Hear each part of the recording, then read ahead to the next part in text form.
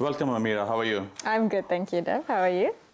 Doing very well, and thanks for your time. Your background is fairly wide and varied. I would love to know more and briefly just describe the breadth of your background and experience and education and everything. Yeah, for sure. So I was basically born in Sydney, but I grew up most of my life in Malaysia and only recently came back to do my university studies in Australia. So at the moment, I'm still finishing my degree in political science and international relations at UWA, while also working part-time as an electoral officer for a senator. Yeah. That's a fairly brief one. But Fairly fair big. enough. I mean, a lot of other things that I do is very volunteer-based, and I guess it's hard to explain in a, job context, for example. Fair enough. In terms of your volunteer experience, in what kind of organizations you're getting involved with, and what are the ones you would want to be involved with as well, in terms of what kind of objects or what kind of organization? Yeah. So at the moment, like while I'm at UWA, I'm also UWA Student Guild Councillor. So we actually run in student elections every year to get elected to represent the university students. And we also do a few different policies. So we run on a few policies to implement at the university to sort of make the university experience better for students. And that takes quite a bit of time in terms of, like getting more different types of food options on campus for the diverse student body that we have, getting safe spaces on campus for students. And that's mainly what I do in like the university scene.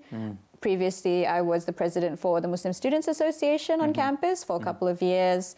And outside of university, I mainly volunteer with a lot of community organizations. So I do a lot of MCing for different communities that need MCs, a lot of fundraisers for like mosques and different initiatives. And so, for example, some organizations that I've volunteered with is like Kaswa House. So they are like a weekend school on a Saturday where we would teach students all the way from pre-primary to high school. So we'll have different classes and we'll teach them a bit about the religion, how to read the Quran and stuff like that, because you get your, Monday to Friday of secular school, and then we want to add on to that and make sure that they have a place to connect with their religion in a fun way, in an accessible way.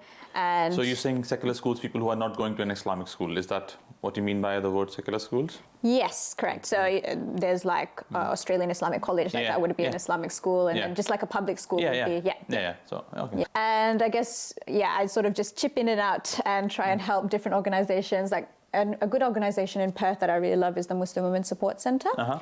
So they have a huge clientele of women from different backgrounds who have come over from war-torn countries, refugees, single moms, or even mothers with different big families, and they support a lot of families in terms of like how they provide food, like food boxes if it's necessary. They provide psychology services, and they also help, I guess, in crisis interventions from time to time, even though they're not necessarily like a crisis organization. So it's really a safe space for Muslim women here who come to Australia for the first time sometimes and don't know where to go. It's, a beautiful first spot to just get connected and integrate into the community, basically. And